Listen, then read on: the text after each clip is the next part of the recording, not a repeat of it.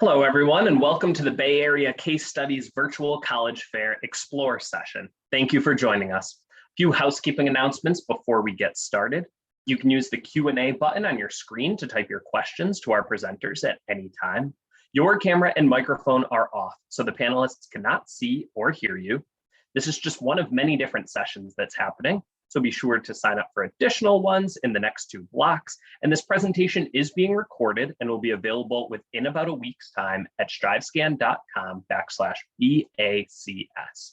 We have a great variety of schools that will be presenting to you today that vary in size, location, and other characteristics. And we hope that this session broadens your horizons during your college search. Click your Explore this evening, you will be hearing from Amherst College, Tulane University, Goucher College, Miami University of Ohio, St. John's University, and Bryn Mawr College. I'd now like to turn it over to our presenters, and we'll get started this evening with Amherst College. Hi, everyone. Very good to be with you here tonight. I was going to say see you, but I'm realizing we're in a webinar format, so I can't do that.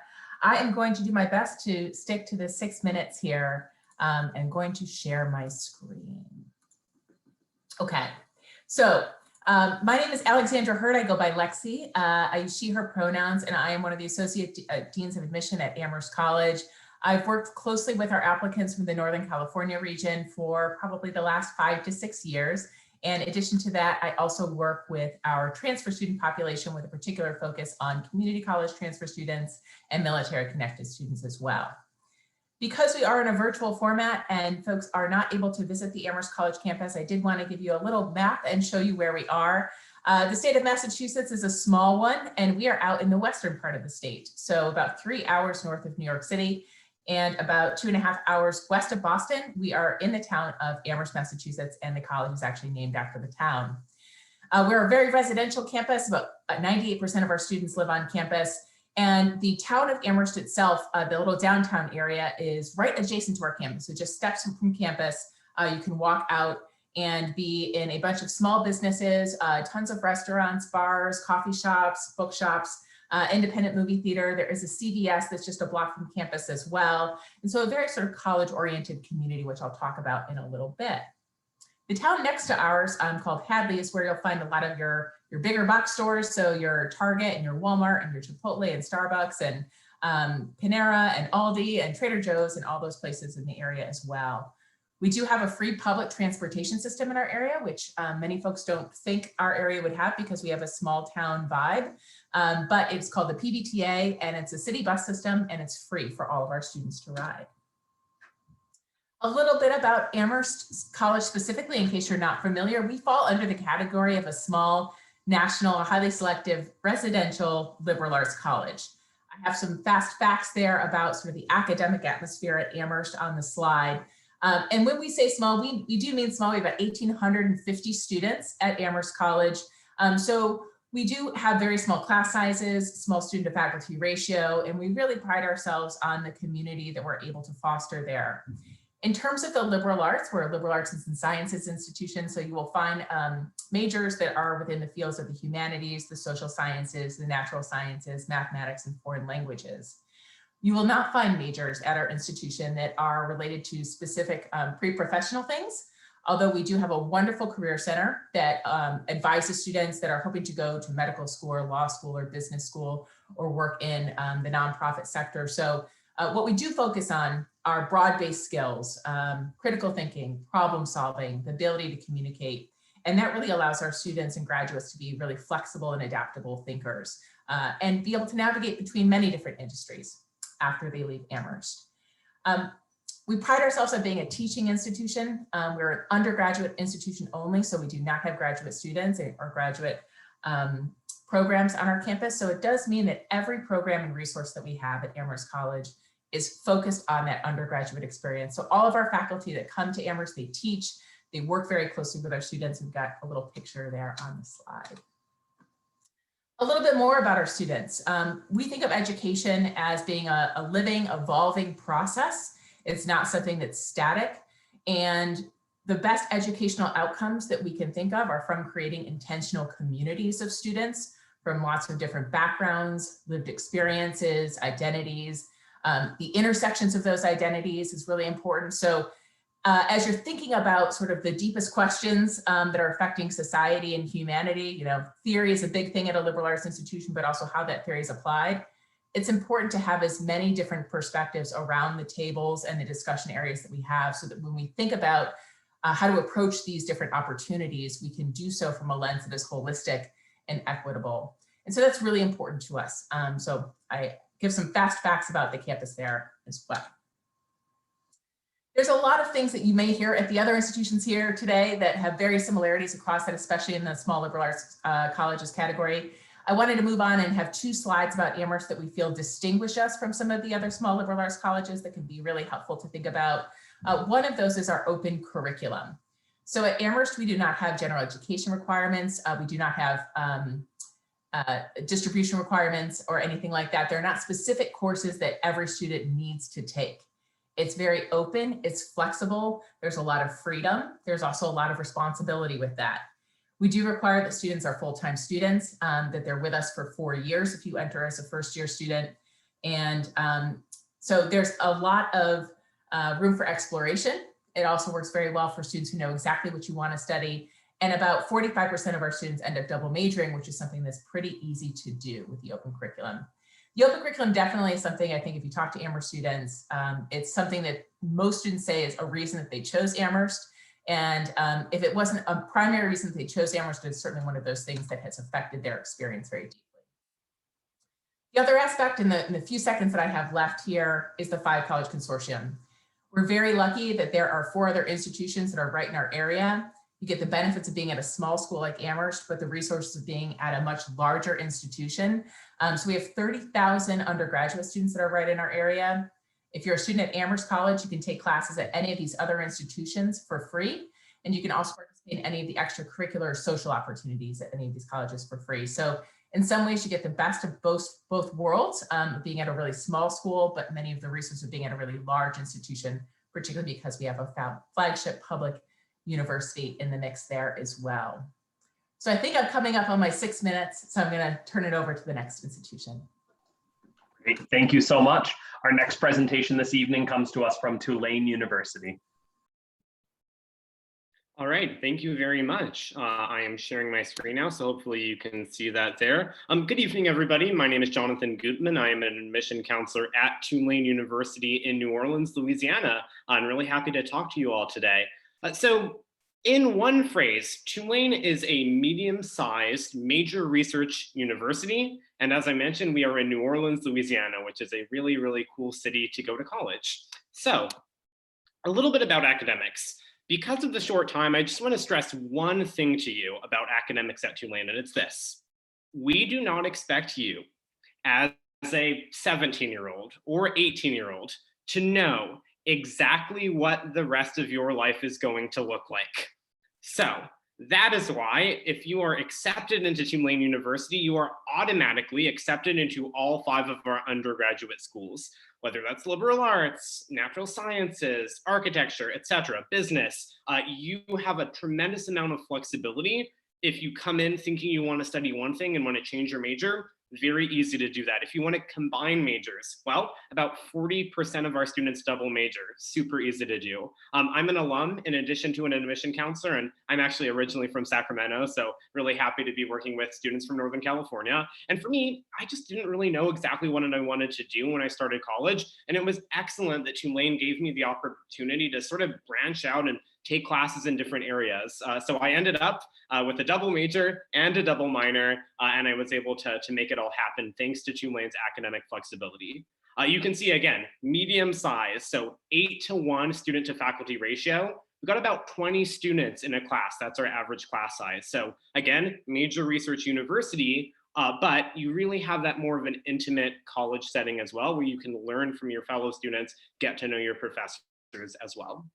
So speaking of research, we've got a lot of it. There is an organization called the Carnegie Foundation. It categorizes all of the research organizations and institutions in the US. And of all the research universities, Tulane is in the top 2%.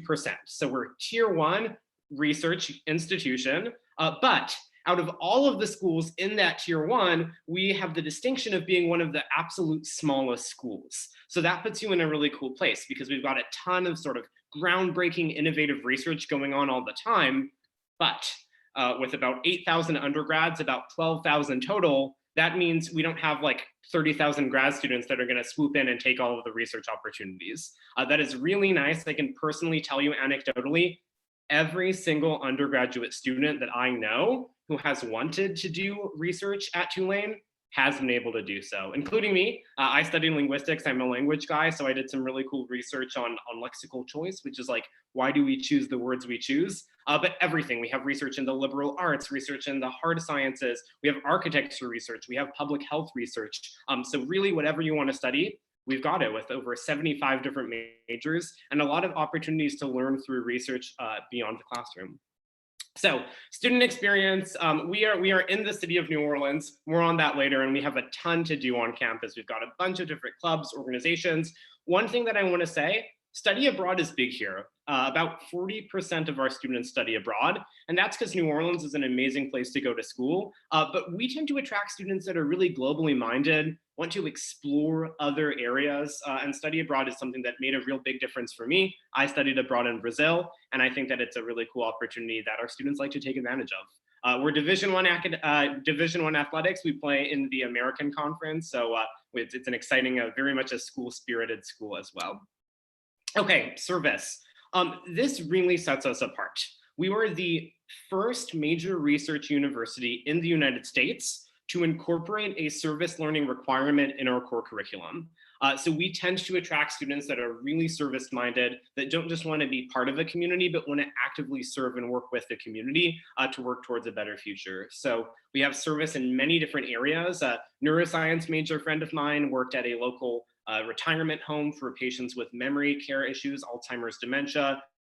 She worked with them, which was really relevant to her academics, but also personally rewarding. I did language service where I was tutoring immigrants. Really cool opportunities, whatever you're interested in when it comes to service. And finally, I want to tell you a little bit about the city of New Orleans. So as I mentioned, I grew up in Sacramento. I was not super familiar with the city of New Orleans, but it is an amazing place. We are the #1 music city in the world. We are the birthplace of jazz, birthplace of Zydeco. Where else can you just sort of walk down the street and have music coming out from the cafes and the street corners? It is an amazing food city. I always say we're sort of constantly locked in a battle with New York City as to who is America's #1 food city. But it's just truly a culture unlike any other. You've got French influence, Spanish influence, African influence, and it's a really amazing place to be. I will also say that New Orleans is a city that likes to celebrate. We actually have more festivals in South Louisiana than days of the year. So whether it's Mardi Gras or Po' Boy Fest or Mac and Cheese Fest, there is always something to do. We really emphasize student happiness. Like, we want you to be able to have a balance. We're a top 50 school. We've got great academics, but we also have the opportunity for you to enjoy yourself as you're a student along the way. So those were some of our main highlights to Tulane. I'm happy to answer more questions later. I don't talk too much about statistics, but you can see some ones here. I really like to focus on that one in the top left corner, happiest students. Every year for the past 8 years or so, we've been in the top 10 schools with the happiest students. So I like to talk about that. So thank you. I will put my information in the chat and talk to you all later. Great. Thank you so much, Jonathan. Our next presentation this evening comes to us from Goucher College. Awesome, thank you. And thank you everyone for joining us this evening. It's great to join you. My name is Christopher Weldon. I'm the Associate Director of Admissions at Goucher College, and I use he, him pronouns. So thank you again for joining us. Goucher, there we go. Goucher is located just north of Baltimore in the suburb of Towson. Towson is home to 2 colleges, including Goucher, a number of major retailers, restaurants, and social venues, all within a short walk or a quick shared ride from campus. Our central location provides access to a number of cities. We're 12 miles from Baltimore's Inner Harbor and downtown area, an hour drive from Washington, D.C., 90 minutes to Philly, and 2.5 hours in the train to New York City. We're also only about 30 minutes from Baltimore-Washington International Airport, or BWI, which makes us easily accessible. We were founded in 1885 by John Goucher as the Women's College of Baltimore, and we were located in downtown Baltimore. In honor of Dr. Goucher's legacy, providing education to marginalized populations, the college was renamed after him in 1910. His early commitment to social justice, global education, and innovation remain pillars of a Goucher education today. The campus moved to the suburb of Towson in the 1940s due to the need for more space. And in 1986, we went co-ed. And then in 2006, we instituted the requirement that all students study abroad, which I'll talk about more a little bit in the presentation. We are a private 4-year residential liberal arts college that's really dedicated to preparing students for the jobs of the future, those jobs that don't even exist yet. Our liberal arts education includes the sciences and a focus on critical thinking and problem solving, collaboration and communication, the very skills that are being sought by today's employers. We sit on about 287 wooded acres with about 1,100 undergraduate students and 700 grad students. Our students come from 45 states, the District of Columbia, Puerto Rico, the US Virgin Islands, and 30 plus other countries. We are a relaxed and friendly community where students are quick to say hello and professors who know you both in and outside of the classroom. Our average class size is about 17, giving us an 11:1 student to faculty ratio. As I mentioned earlier, one of Goucher's pillars has always been innovation, and this is demonstrated both in our classroom and beyond. Instead of a laundry list of general education requirements, our curriculum asks students to take a series of seminar, interdisciplinary, and proficiency-based courses that are adapted to their area of interest. Our complex problem exploration courses ask students to tackle real-world current issues from an interdisciplinary perspective.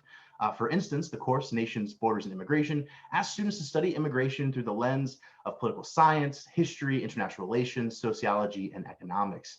Our institutional commitments to areas of justice, justice amongst people, which is the race, power, and perspective requirement, and justice amongst the natural world through environmental sustainability, are not encountered in a single course, but are encountered all throughout a student's experience at Goucher.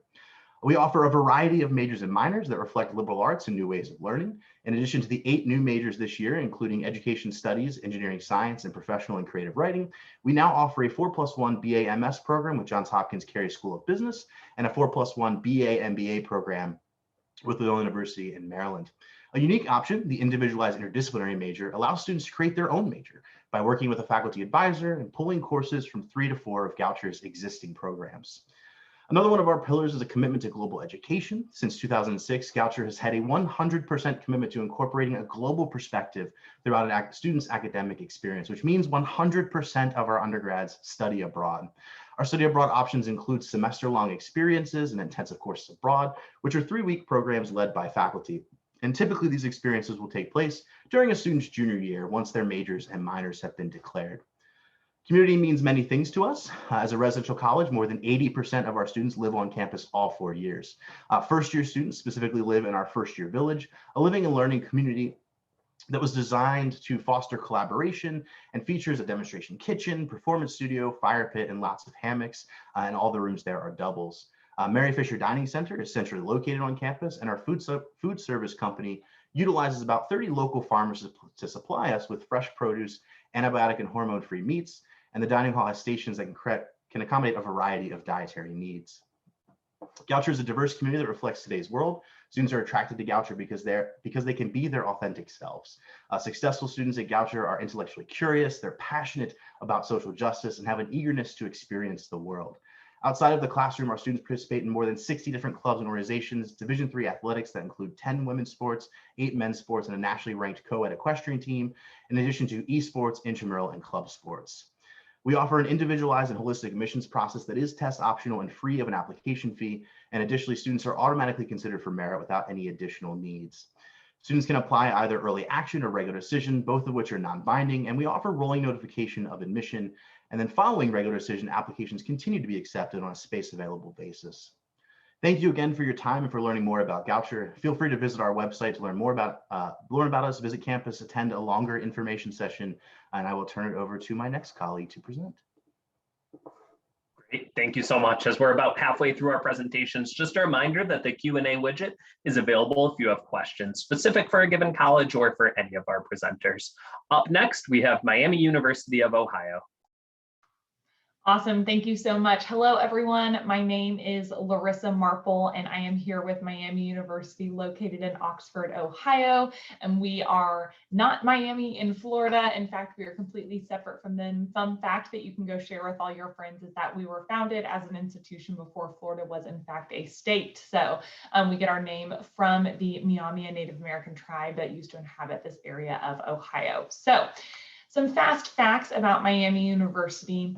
We are a 4-year public institution in the state of Ohio, and we have about 17,000 undergraduate students, but our average class size is only about 30. So we like to say that we have the brains of a big university, the resources of a big university, but really the heart of a small school. When you're driving through campus, it might feel a little bit bigger, but once you're in that classroom, you're going to know every single student, you're going to know your professors, and you're going to really have the feeling of a smaller institution once you are in those classes and student organizations. We have over 120 areas of study for our students, 18 Division I varsity sports teams, and 600 student organizations. For our majors, we are a school that is liberal arts based. So all of our students are going to be taking courses in all different subject areas before they graduate, but you get to kind of pick and choose your own adventure with those. Additionally, about 63% of our students graduate with a second major or a minor in a different area of study. So if you're interested in studying multiple different things, even if they're in different subject areas, that is absolutely something we can accommodate, and you can still graduate in those 4 years. We also have 30 combined degree programs. So if you're interested in getting a bachelor's and a master's at the same time, depending on the program, you can apply for those after your sophomore or junior year, and then complete those degrees in 2 degrees in either 4 or 5 years, depending on that program. Last thing I want to highlight is that our professors are ranked top 3 in the nation for undergraduate teaching amongst public institutions.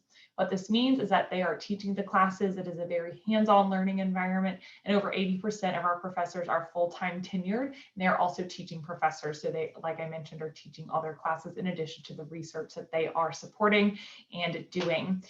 Last year, over 2,000 students were working on funded research with professors. So if you are interested in researching early on in your college career, that is absolutely something we can accommodate as well. This is a picture of our gorgeous campus. The poet Robert Frost visited once and said it was the most beautiful campus that ever there was. And of course, I'm biased, but I'd have to agree. It has the gorgeous big red brick buildings, the beautiful green quads. We do get all 4 true seasons in Ohio. I tell students, if I'm from Texas and if I can survive the winter, I really feel like anyone can. This picture was taken probably in the summertime, but we get the true fall where the leaves change colors, a true winter. The snow isn't too bad. You will survive a gorgeous spring and then a beautiful summer as well. So it really is a wonderful place to live. It's going to feel a little bit different than the area that you are in right now. We are also consistently ranked as one of the best college towns in America. Oxford itself really revolves around Miami University. This is a picture taken kind of in the center of our uptown area. There are lots of local restaurants and shops and bars and areas to hang out. There's this beautiful park in the middle. During the holiday season, there's a holiday festival. They bring reindeer, they put up an ice skating rink, and lots of other fun festivities throughout the year. And this is a great place for our students to really just kind of get off campus. It is walking distance from campus, so it's not too far, but get off campus and just kind of take a breath and have another area to hang out in. We are divided into 6 different academic areas, so you can see those listed here. For the top 4, so arts and sciences, creative arts, education, health and society, and engineering and computing. For a vast majority of those majors, if you're accepted to Miami University, you're accepted into that major. Creative arts has some that require an audition or portfolio, but a lot of them, like I said, you're accepted, you get into that major. Our Farmer School of Business and Nursing, due to the competitive nature of those, is not able to accept every student. So it's possible to be accepted to Miami University, but not necessarily directly into one of those majors. For the Farmer School of Business, you can apply after your first year go, and nursing is direct entry only. So like I mentioned, over 120 areas of study, lots of different opportunities, and about 60% of our students change their major at some point in time. So don't worry if you're not exactly sure what you want to do. You can come in undecided or choose one thing and then definitely change. As long as you have it declared by the end of your sophomore year, you will still graduate on time at Miami University. We have 3 different types of application deadlines. The dates might change for this next year, but we do have early decision, which is a binding decision with Miami University. The benefits of that are that you get an answer sooner than other students, usually only about 2 weeks after that application deadline. We then have early action, which is our priority deadline for merit scholarships and our more competitive honors programs and nursing, et cetera. And that is still December 1st, but you have about 6 weeks until you get your final decision, and then have until May 1st to confirm. Regular decision is our last deadline of February 1st, and then you receive that decision in March with the May 1st confirmation deadline as well. Always recommend the earlier you apply, the better your chances are of being accepted, as well as receiving out-of-state scholarship money. This is just a quick glance into our accepted student profile. We are test optional for next year. And so for fall 2022, we will be test optional, and we really mean test optional. And we will not be using test scores to determine merit scholarship or any honors programs either. So truly up to you if you want to submit. You can see our middle 50% GPA there, as well as some averages for our ACT and SAT. And then the other thing I like to note here is that only about 43% of our students are from the state of Ohio, even though we are a public institution. We also have a 4-year tuition promise. So for all 4 years, you will have the same cost at Miami University. And then lastly, these are some of our statistics about the success of our graduates. Long story short, if you come to Miami, we will make sure that you are successful no matter what you want to do in the future. Thank you so much for listening. I'll share my contact information and I will pass it back to our facilitator. Great, thanks so much, Larissa. Our next presentation this evening comes to us from St. John's University. All right. Good evening, everybody. Just let me share my screen. Prop this up here. All right. So good afternoon. My name is Anthony. I'm coming to you from New York to the Bay, as I say. So from St. John's University. We're a Catholic institution located in the city of New York. We have a couple of different locations. The picture that you see here is our Queens campus. And here's just a list of the different campuses that we have within New York City, as well as globally. So the ones in red are the ones that we have in the city of New York. So the borough of Queens, Staten Island, and Manhattan. Staten Island is our second largest location, and Manhattan is a specialized campus for risk management, actuary science, as well as business students if you choose to study here. Business students actually have the unique opportunity to study on all 3 campuses, so you can choose between those 3. The ones you see in blue are the ones that we have overseas in Europe, being Rome, Paris, and Limerick, Ireland. Some of the key numbers to St. John's: we have just over 17,000 students, so we're also a medium-sized university. We have a 17-to-1 student to faculty ratio. Our students come from many different areas, so we have 47 different states represented in over 123 different countries. We have 180 different student organizations on campus, as well as 17 Division I sports teams and 100 different majors. This is just a breakdown of the colleges that we have within our university umbrella. So we have a College of Pharmacy and Health Sciences, a Collins College of Professional Studies, St. John's College of Arts and Sciences, School of Education, and lastly, Peter J. Tobin College of Business. For our honors program, when you're applying, you're automatically considered. So if you meet the criteria for that incoming year, you will receive an invitation automatically. So it's not a separate application. For double majors and minors, we have a whole list of them available. You can't apply to them as an incoming student, but a lot of students do take advantage of that when it comes to St. John's, as well as our multiple dual degree options. So if that's something you're interested in, definitely, we can have a conversation about that. As I just mentioned before, we are a Division I sports school. This is just a quick list of the different teams that we have. We also have club and intramural sports available to you. So if you're like, hey, I'm not really a Division I athlete, but I do like to play a sport, you can definitely continue that in college. Studying abroad. So a lot of students that come to St. John's definitely take advantage of this. I was a student there, and I definitely had the opportunity to go to Paris. It was one of my favorite things that I did.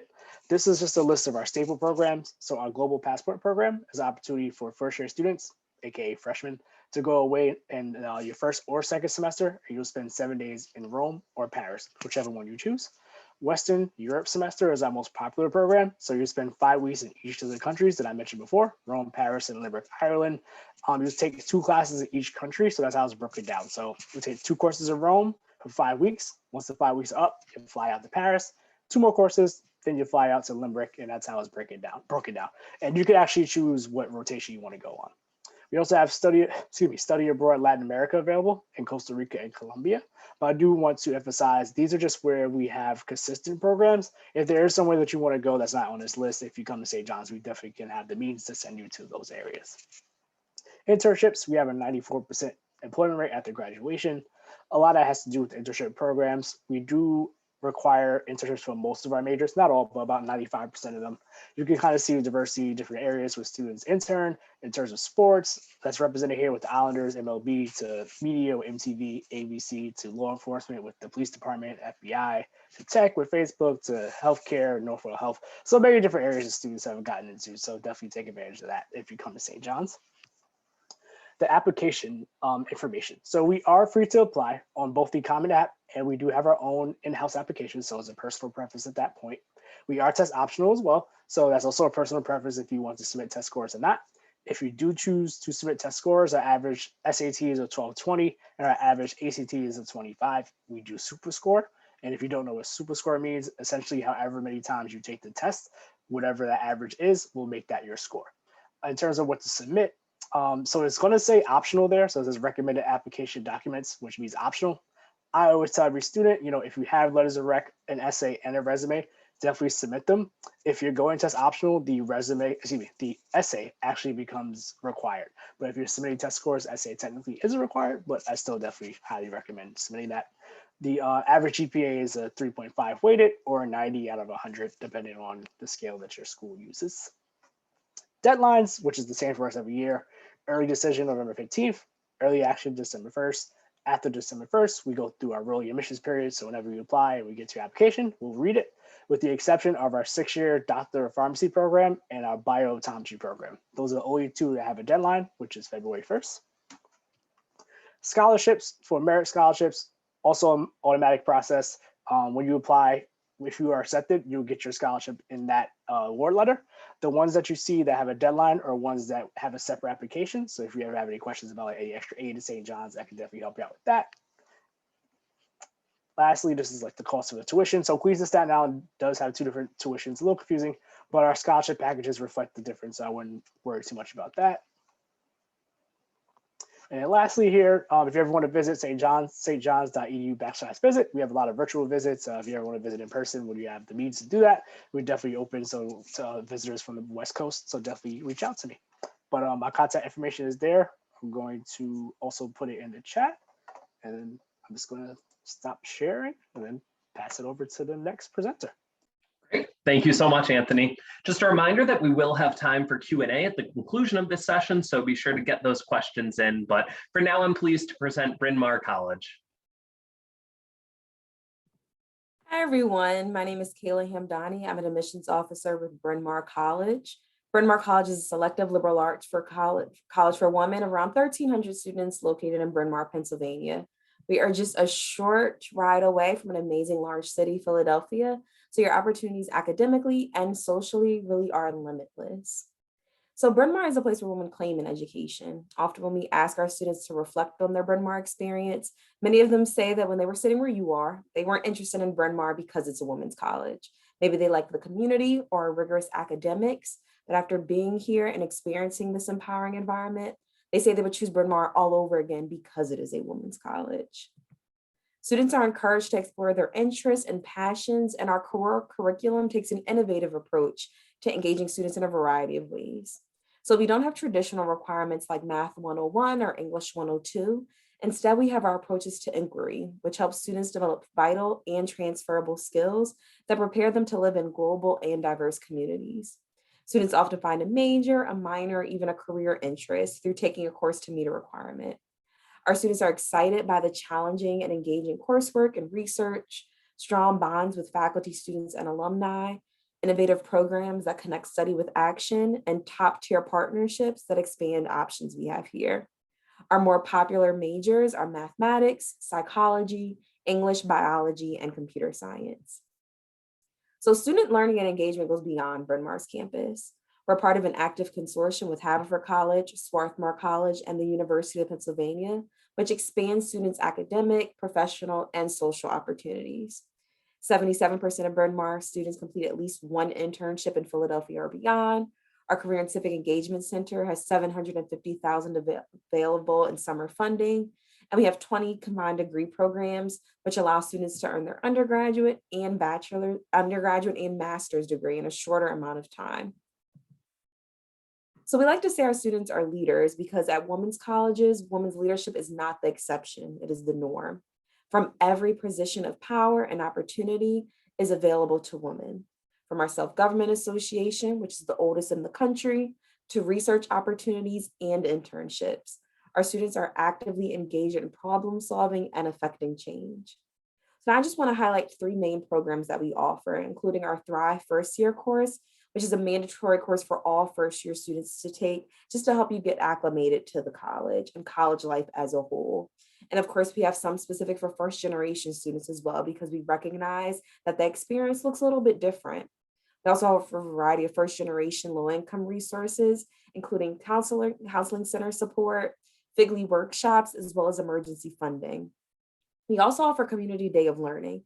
That's for all students of the community, faculty, students, and staff to come together to talk about diversity, equity, and inclusion efforts on our campus and beyond.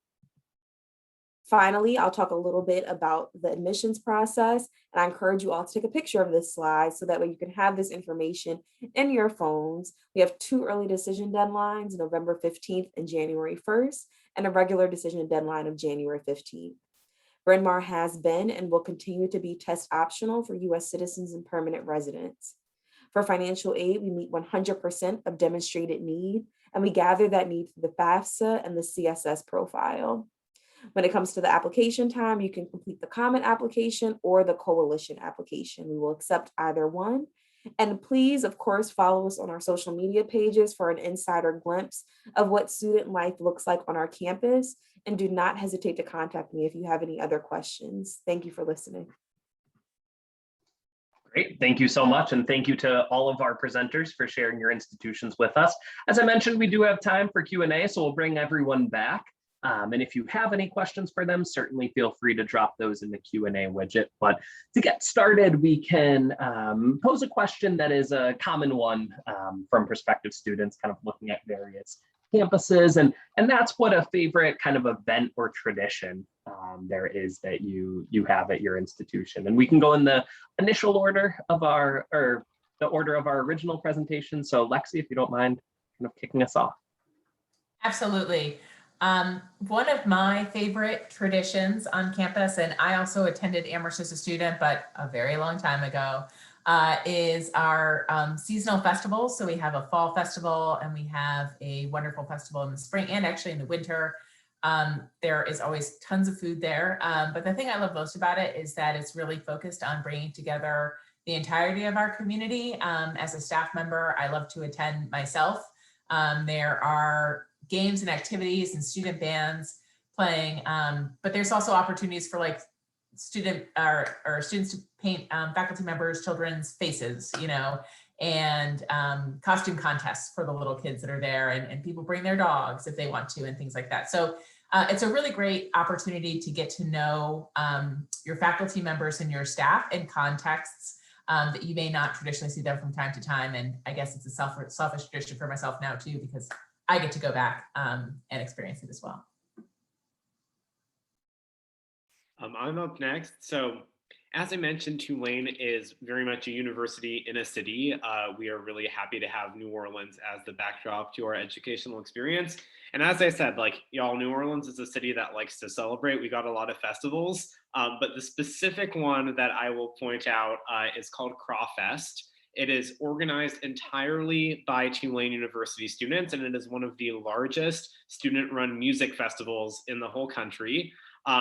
Everything from the food to the entertainment to the logistics to volunteering, it's all organized by students. And it is called Crawfest because it is named after crawfish, which is a New Orleans delicacy, a little like miniature lobster looking creature if you're not familiar with crawfish. And so every year for the festival, we have like 12,000 people that come. Not during COVID, we had a virtual one, but you know, during non-COVID times, we have 12,000 people that come to campus for the festival, and we have over 19,000 pounds of crawfish, which is a lot of crawfish. So super fun, happens every April. Definitely check it out. My favorite Goucher tradition, it's at the beginning of every year. It's called opening celebration. A lot of colleges will kick their kind of academic year off with a stuffy ceremony called convocation, where faculty come in their robes and it's very boring. And instead, what we do is we bring everyone in together. It's a great chance to welcome our incoming students as well as our returning students. Each class is decked out in their class colors. There's some words of welcome from the president and from the president of the Student Government Association. And then we have a giant pep rally to see which class has the most school spirit. So it's essentially just a giant shouting match. And that turns into a community picnic where faculty, staff, the new students, the returning students all come together, share a meal together. And it's just a really great way to kind of kick off the academic year and welcome everyone back to campus. At Miami University, one thing that I love about campus, and I guess it's a tradition, but it's not a one-time event, but it's playing a game called broom ball, which I was not familiar with coming from the South, but you have an ice rink, which we have multiple of on campus. We have hockey teams and skating teams, and you keep your tennis shoes on, and you get like a plastic broom type thing, and you just try to hit the ball in the net. And you think that sounds really simple and really easy, but it's not, because I don't know if you've ever tried to walk on ice, but it is not simple. You will probably end up with a couple of bruises, but at some point in time, every single Miami student plays broom ball. It's a really fun thing we do during welcome week. We get different residence hall floors to play against each other. You can do it as an intramural sport if you're like really into it, but it's a really fun late night activity as well that students really enjoy doing as kind of a break from their studies. So that is what I would share for us. I would say my favorite tradition at St. John's is centered around our Midnight Madness. So I think most people know what Midnight Madness is because it's the beginning of the basketball season, but I like how St. John's does it is because we actually tie community service around it. So Friday typically is when we have it. So that Friday, it's like a build up to the party atmosphere. We have a performer on campus. There's, the basketball teams introduce themselves. It's like a great experience. It's on TV usually. But then right after that, we actually have our event called Relay for Life that some students would do. So it's an event that I know some schools do it too as well, but we do it directly right after, where it's kind of, we just walk around the track for like hours and hours, building money for cancer research. And then the next day, we actually go into our university service day, which I think is pretty cool. And then the basketball team does something called Dribble for a Cure, which is also money for cancer research. So it's all, it's kind of like an atmosphere for fun, but then also giving back to the community at the same time. So that's definitely my favorite tradition at St. John's. And at Bryn Mawr, one of our popular traditions is WTF Week, which stands for Welcome the First Years Week. And it's a fun opportunity in the spring for first year students to get to know one another, but also to create that connection for the upperclassmen along with the first years as well. And it's not only an opportunity for the students to get to know one another, but it's also an opportunity for faculty and staff. And even for our new staff, they also participate in WTF Week. Great. Thank you all for sharing those traditions with us. And we do just have a few moments remaining, so we don't necessarily need everyone to answer this, but whoever would like to. We have a question that was submitted asking about how the move to virtual visits and the removal of test scores and COVID has affected how you've considered applications, and maybe also just if you have any tips about how a student should complete their applications with everything kind of happening right now. And whoever would like to chime in, we have in our remaining minute. I'm happy to start us off. I don't know that it's necessarily significantly changed how I consider applications. I think in large part, I speak for myself really here, and I imagine my colleagues would agree, is, we try and read students within the context of their school, within the context of their environment, within context. And so what COVID has done is it's another context within which we have to analyze and understand an applicant. I can tell you this year that in reviewing applications, just knowing that the vast majority of schools have gone online or have been virtual, we've seen that reflected in grades. We've seen that there are students who have struggled in that virtual environment. And so when looking at a transcript, for instance, taking into account, is that the COVID effect? Is that the virtual class environment impacting their performance? And so looking for other aspects to kind of understand that. And I'll stop there if someone else wants to offer something. Yeah, that's absolutely true. And I would say it's really reinforced for me the fact that your application is multifaceted, right? And we really look at everything. Students ask all the time, like, oh, what's the one thing that's really going to decide? And it's like, no, it's actually everything. And so when in the pandemic, when one thing might be weaker or one thing might be missing, that really just like shifts the weight to all of the other components. So I think that leads just into the very brief tip, which is don't try to like give us what you think we want to see. Really just like express yourself, like be honest with us, show us who you really are, because that authentic voice is going to be the best thing that you can put forward in your application.